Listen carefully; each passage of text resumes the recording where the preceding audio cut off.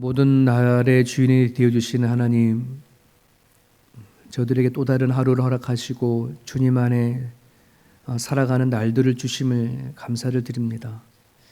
하나님 안에 눈을 뜨고 또 하나님 안에 예배하며 하루를 시작할 수 있도록 허락하여 주심을 진심으로 감사합니다. 찬바람이 불고 여전히 기온이 떨어져 있는 날들이지만 주님을 향하여 기꺼이 달려온 주의 권속들을 긍휼과 자비를 베풀어 주시옵소서. 우리가 고백했던 것처럼 주 예수 그리스도 목자 되신 분을 통해서 부족함이 없음을 고백하는 자들마다 하나님으로 가득 찬 그 삶이 무엇인지 경험할 수 있도록 우리 생각과 마음 가운데 임재해 주시기를 소망합니다. 특별히 아버지, 어떤 누구에게는 하루가 고통으로 눈을 뜨는 자들이 있고 아픔으로 눈을 뜨는 자들이 있습니다. 주님, 자비를 베풀어 주셔서 하나님께서 허락하신 이 날들을 주님 안에서 눈을 뜨고 주님 안에서 기쁨을 시작할 수 있는 날들이 되어줄 수 있기를 원합니다. 성도들이 가지고 있는 무거운 짐들과 병들과 감당해야 하고 해결되어지는 수많은 문제들이 하나님 안에서 풀어지고 해요. 답을 얻기를 간절히 바랍니다. 우리 인생의 길이요 진리요 생명이신 분이 예수 그리스도인 것을 오늘도 기도하다 경험할 수 있기를 소망합니다. 주님, 오늘도 찾아와 주시고 만나 주셔서 하나님이 원하시고 바라시는 그 하루의 삶을 살아낼 수 있도록 위로부터 오는 능력들을 채워 주옵소서. 예수님의 이름으로 기도합니다. 아멘. 스가랴 8장 1절에서 13절 본문입니다.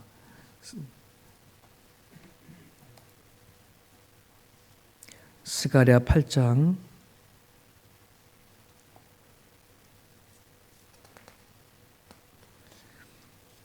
1절에서 13절까지 우리 같이 읽겠습니다. 만군의 여호와의 말씀이 임하여 이르시되 만군의 여호와가 이같이 말하노라. 내가 시온을 위하여 크게 질투하며 그를 위하여 크게 분노함으로 질투하노라. 여호와가 이같이 말하노라. 내가 시온에 돌아와 예루살렘 가운데에 거하리니 예루살렘은 진리의 성읍이라 일컫겠고 만군의 여호와의 사는 성산이라 일컫게 되리라. 만군의 여호와가 이같이 말하노라. 예루살렘 길거리에 늙은 남자들과 늙은 여자들이 다시 앉을 것이라. 다 나이가 많으므로 저마다 손에 지팡이를 잡을 것이요 그 성읍 거리에 소년과 소녀들이 가득하여 거기에서 뛰놀리라. 만군의 여호와가 이같이 말하노라. 이 일이 그날에 남은 백성의 눈에는 기이하려니와 내 눈에야 어찌 기이하겠느냐. 만군의 여호와의 말이니라. 만군의 여호와가 이같이 말하노라. 보라, 내가 내 백성을 해가 뜨는 땅과 해가 지는 땅에서부터 구원하여 내고 인도하여다가 예루살렘 가운데 거주하게 하리니 그들은 내 백성이 되고 나는 진리와 공의로 그들의 하나님이 되리라. 만군의 여호와가 이같이 말하노라. 만군의 여호와의 집 곧 성전을 건축하려고 그 지대를 쌓던 날에 있었던 선지자들의 입의 말을 이날에 듣는 너희는 손을 견고히 할지어다. 이날 전에는 사람도 삭슬 얻지 못하였고 짐승도 삭슬 받지 못하였으며 사람이 원수로 말미암아 평안히 출입하지 못하였으니 내가 모든 사람을 풀어 서로 치게 하였느니라. 만군의 여호와의 말씀이니라. 이제는 내가 이 남은 백성을 대하기를 옛날과 같이 아니할 것인즉 곧 평강의 씨앗을 얻을 것이라. 포도나무가 열매를 맺으며 땅이 산물을 내며 하늘은 이슬을 내리리니 내가 이 남은 백성으로 이 모든 것을 누리게 하리라. 유다 족속아, 이스라엘의 족속아, 너희가 이방인 가운데에서 저주가 되었었으나 이제는 내가 너희를 구원하여 너희가 복이 되게 하리니 두려워하지 말지니라. 손을 견고히 할지니라. 아멘. 오늘의 말씀을 통해서 우리에게 주시는 하나님의 음성으로 듣기를 소망합니다. 어제 그 스가랴 7장의 본문을 보면은 이스라엘 백성들이 성전을 짓는 과정에서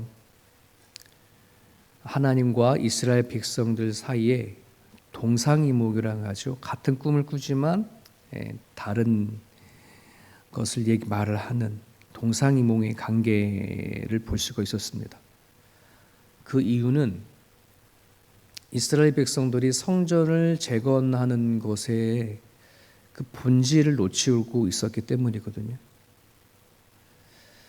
이스라엘 백성들에게 그 성전을 재건하는 것에 대한 본질은 하나님의 임재 그리고 하나님과의 관계성을 통한 그들의 삶을 얘기하는 거거든요.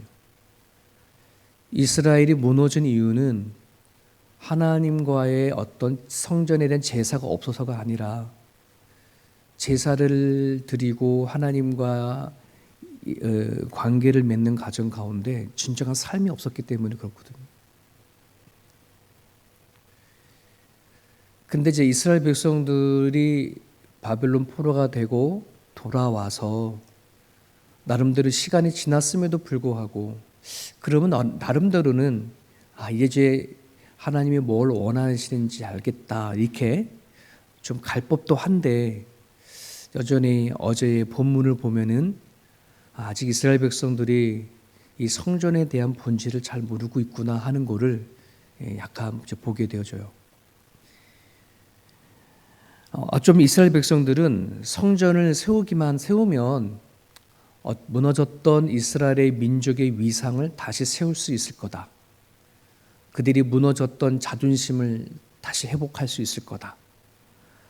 예전에 가졌던 이스라엘의 그 영광을 다시 회복할 수 있을 거다. 아마 이러한 기대를 가지고 성전을 재건을 시작하지 않았을까. 아마 그게 더 컸을 거예요. 그런데 막상 무너진 성전을 재건하려고 하니 그 성전의 모습이 너무 초라한 거예요. 무너진 성전에 비하면 그들이 돌아와서 새로 지으려고 하는 성전에 보니까 너무 초라한 거예요. 그렇지 않아도 사마리아인들이 그 성전 짓는 모습을 보고 막 비웃고 조롱하고 너네들이 그거 짓는다고 뭐가 될 거냐라고 막 조롱하는 판인데 본인이 짓는 그 성전의 모습을 보니 이게 마음이 실망이 되어주는 거죠. 눈에 보이는 현실이 다가온 겁니다. 하나님이 이스라엘 백성들의 그 마음을 읽어버리셨어요. 바벨론의 포로로 돌아와서 성전을 지으면서 그들이 본질적으로 무엇인가 하나님과의 관계성을 갖는 이 문제가 아니라 여전히 눈에 보여지는 현실 앞에 낙심하고 절망하는 이스라엘 백성들을 하나님이 보게 되어지죠. 그래서 오늘 이 8장을 읽으면 유독 계속 반복되어지는 단어가 있어요. 많이.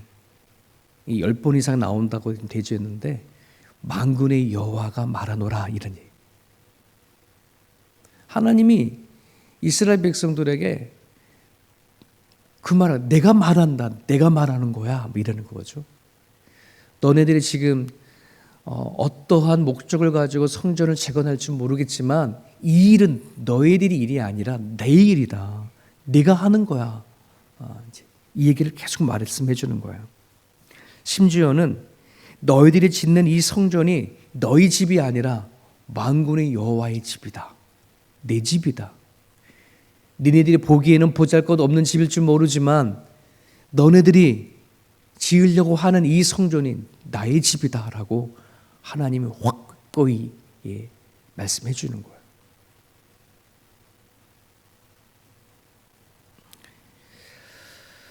이스라엘 백성들의 회복은 어쩌면 눈에 보이는 화려한 성전 재건에 있을지 모르겠지만 하나님은 이스라엘 백성들에게 얘기해 주는 것은 너네들이 짓는 성전 그 자체가 아니라 그 성전의 주인이신 하나님이다 라는 거예요.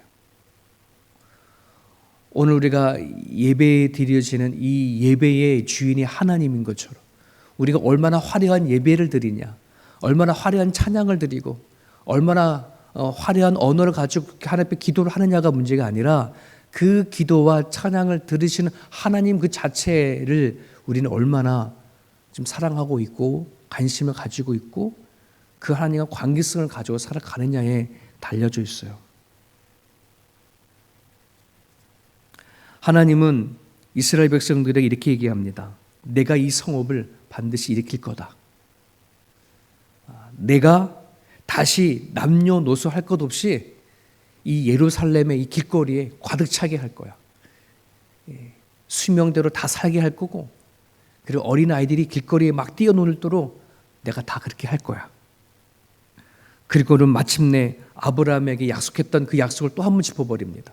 내가 너희의 하나님이 되고 너희는 내 백성이 될 거다. 그래서 너희들이 야 어떻게 이런 일이 일어났냐, 놀랍다, 기이하다 할 정도로 그렇게 감탄사가 나오길 정도로 만들어 버리겠다, 이렇게 얘기하는 거예요. 하나님의 의지가 그렇게 강한 거예요. 어쩌면 이스라엘 백성들에게는 성전 재건이라는 것이 부담감이 되고 힘들고, 와, 이 상황 속에서 아마 이렇게 했을지도 모르겠어. 꼭 하나님이 또 이런 성전을 져야 되나 할지도 모르겠어, 어떤 누군가에게는. 하지만 하나님은요, 눈에 보여지는 그 성전의 문제가 아니라 이스라엘 백성들과의 이 마음의 관계, 신뢰의 관계, 믿음의 관계, 이걸 너무나도 회복하고 싶었던 거거든요. 미가 선지자에게 정말 구약의 황금률이라 할 정도의 그런 말씀 주신 것. 너희는 공의와 정의를 행하고 내가 너희와 함께하는 것이 아니냐. 겉에 드려지는 형식적인 제사는 난 이제 신물이 난다. 더 이상 안 받을 텐데 내가 너와 같이 사는 거 이거 하나만 원한다라고 미가 선지자를 통해서 말씀하신 거잖아요. 오늘 이런 말씀을 통해서 우리들의 좀 하나님과의 관계 안에 형식적이고 그리고 시스템화 되어져 버린 이 종교 생활을 우리는 정말 철저하게 배격해야 되고, 하나님이 정말 우리를 통해서 원하는 게 뭔지를 깊이 깨닫으셔야 돼요. 요한복음 17장 3절에 영생은 곧 유일하신 참 하나님과 그가 보내신 예수 그리스도를 아는 것이다 얘기하고 있거든요. 하나님이 보내신 예수 그리스도를 아는 것이 영생이다. 근데 여기 아는 것 자체는 우리가 정보 지식을 얻는 게 아니라 하나님과 살면서 얻어지는 것, 아는 걸 얘기해요. 전혀 몰랐던 남자와 여자가 사랑의 관계를 가져서 결혼을 해서 같이 살면서 진짜 알아가는 거잖아요. 이때 안다는 말이 그 단어예요. 하나님을 인격적으로 만나는 관계. 우리는 내가 교회 활동을 하고 또 교회의 종교적인 활동의 시스템 가운데 들어와서 내가 이것을 하고 저것을 하고 한다고 해서 내가 하나님을 믿고 또 하나님을 안다라고 착각하면 안 됩니다. 정말 하나님 앞에 내 마음과 생각을 올인하느냐 하는 부분들이죠. 요즘은 AI 시대라고 얘기를 하잖아요.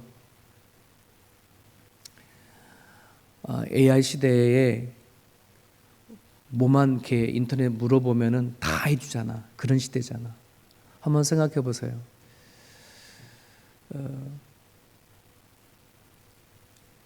요즘에는 AI에다가 챗GPT에다가 야 내가 돌아오는 주일날 대표 기도를 맡았어.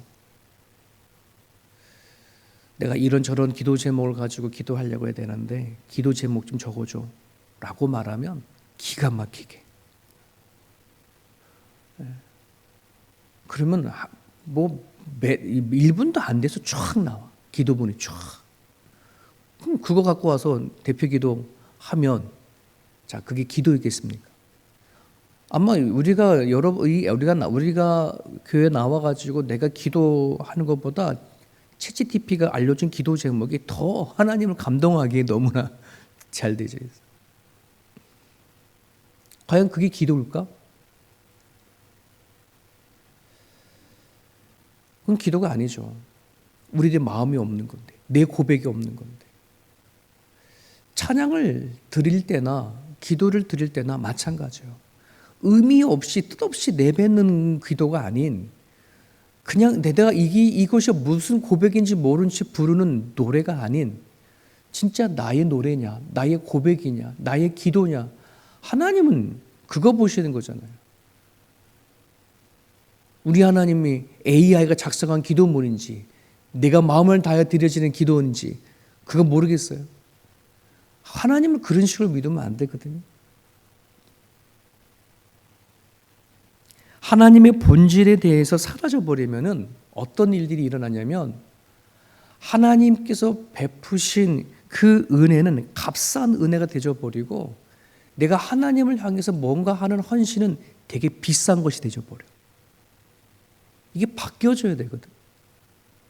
하나님이 나한테 베푼 은혜가 너무나 커서 내가 하나님 앞에 헌신하는 것은 너무나 아무것도 아닌 것이 되어져야 되는데 우리는 이것이 하나님과의 관계 안에 이 본질을 놓쳐버리면은 내 헌신은 되게 깊어 보이고 하나님이 베푸신 은혜는 아주 값싼 것이 되어버려서 신앙생활 하면서도 우리 원망과 불평과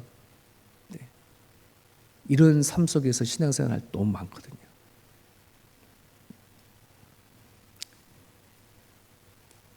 오늘 내가 하나님과 깊은 본질의 관계 속에서 신앙생활을 하느냐 아니면 정말 형식에 매어져 있는 신앙생활을 하느냐 하는 부분들은 내가 하루하루를 살아가는 그 힘과 그 은혜와 그 감동과 그 삶이 하나님으로부터 공급되어진 채 살아가느냐 하는 겁니다. 오늘 내가 살아가는 기쁨의 이유가 어디 있냐? 내가 오늘 하루하루 기뻐하고 감사하는 그 힘의 근원이 어디서부터 출발되는가 하는 부분들이거든. 그런 부분들 안에서 저와 여러분들이 매일같이 눈을 뜨고 하루를 시작할 때마다 하나님 안에서의 누려오는 그 은혜와 기쁨으로 하루하루를 시작했으면 너무 좋겠습니다. 여러분 9절을 하나님은 그런 마음으로 가지고 9절에 이스라엘 백성들에게 당부합니다. 어떻게 당부하냐면 이렇게 만군의 여호와가 이같이 말하노라 만군의 여호와의 집 곧 성전을 건축하려고 그 지대를 쌓던 날에 있었던 선지자들의 입의 말을 이 날에 듣는 너희는 손을 견고히 할지어다. 야, 성전을 재건하려고 막 모든 쌓아놨을 때 있잖냐. 그때 선지자가 말했던 그 말을 다시 한번 들어봐. 그리고 지금 손을 견고해야 돼. 지금 성전을 쌓는 과정 가운데 지금 낙심하고 절망하고 뭔가 본질을 잃어버린 너네를 다시 붙잡아. 뭐 이런 얘기인 거거든. 자, 그런데 오늘 이 매일 성경 이거를 보니 왼쪽에 이렇게 그 각각의 절마다 이렇게 내용을 설명해 주는 참고가 있거든요. 근데 여기에는 좀 오해를 해서 그런지 잘못 해석이 되어 있어요. 어떻게 여기 기록되냐면 9절을 이렇게 얘기를 하고 있어요. 돌아온 백성의 삶의 전환점은 선지자의 말에 순종하여 성전 지대를 쌓던 날입니다. 당장 살 집도 없었지만 하나님의 전에 먼저 짓겠다고 순종할 때입니다. 라고 되어 있어요. 그래서 학개 2장 4절을 보라라고 했는데 또 학개 2장 4절도 아니에요. 1장 4절이에요. 1장 4절이고 이스라엘 백성들이 돌아와서 자기 집도 살 집이 없는 상태에서 성전을 짓겠다고 하지 않았어요. 1장 4절을 제가 읽어드릴 테니까 들어보세요. 여호와의 말씀이 선지자 학개에게 임하여 이르시되 이 성전이 황폐하였거늘 너희가 이때에 편박한 집에 거주하는 것이 옳으냐. 아마 이 편박한 집을 잘 이렇게 이해를 못했었던 것 같아요. 이 참고 쓰신 분이. 편박한 집은 화려한 집이에요. 그러니까 잘 다듬어 진 집이에요. 지금 이 성전이 황폐한데 너네 이 이스라엘 백성들이 바벨론 포로로 들어가기 전에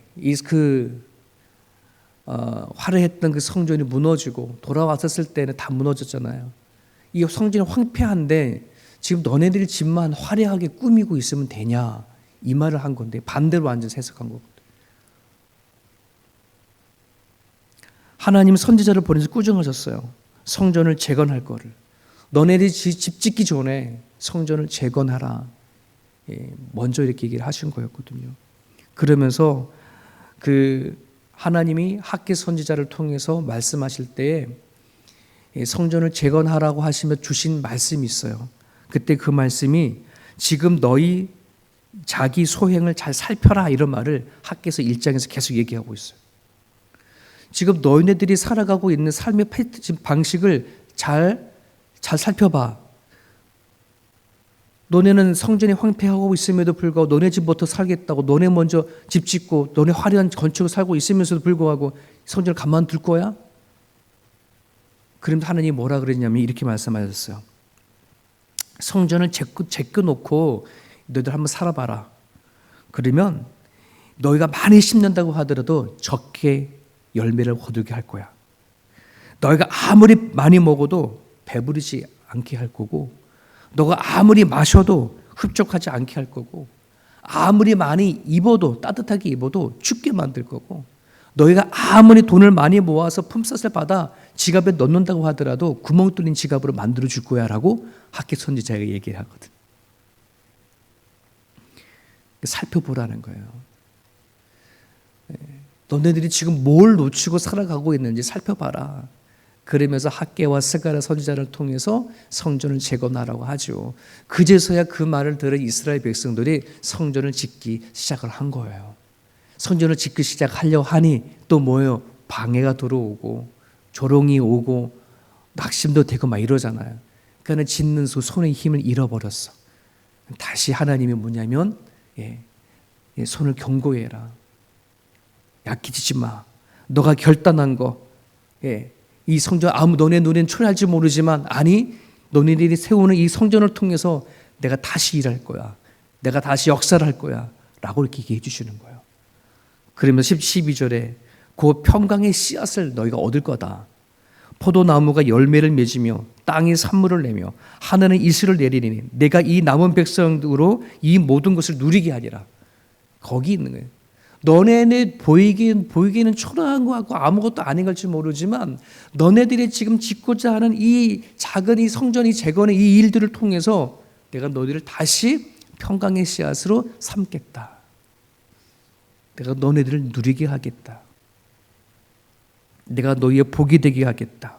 두려워하지 말아라. 손을 견고히 하라. 하는 이제 이 메시지를 주는 거예요. 여러분 오늘 우리가 방금 전 아까 전에 예배드리기 전에 찬양했던 주는 나의 목자라고 나는 주님 목자 때문에 부족함이 없다라고 고백했잖아요. 사명의 음침한 골짜기를 다닐지라도 해를 두려워하지 않고 하나님의 인자하시고 선하심이 정녕 나를 따른다라고 하는 다윗의 이 고백이 그 어려운 삶을 이겨나갔던 것처럼 오늘 우리들이 하나님 앞에 결단하고 드려지는 그 기도와 그 말씀을 붙잡고 나아갈 때에 하나님 우리에게 약속하신 이 말씀을 주실 것을 믿고 기도했으면 좋겠습니다. 오늘 나를 살게 하고 또 나를 이끌어 가시는 여호와 하나님이라는 사실을 단단히 붙잡으시고 무엇 때문에 낙심하고 무엇 때문에 내 마음이 꺾이고 신앙이 꺾였다면 다시 주님을 붙잡을 수 있는 저와 여러분의 모습이 되어졌으면 좋겠습니다. 그래서 오늘 기도하실 때에 나의 모든 삶과 나 삶의 회복이 내 모든 복이 하나님께로부터 온다는 사실을 믿으시고 이 시간 기도를 드렸으면 좋겠습니다. 자유롭게 기도하시고 돌아가시길 바랍니다.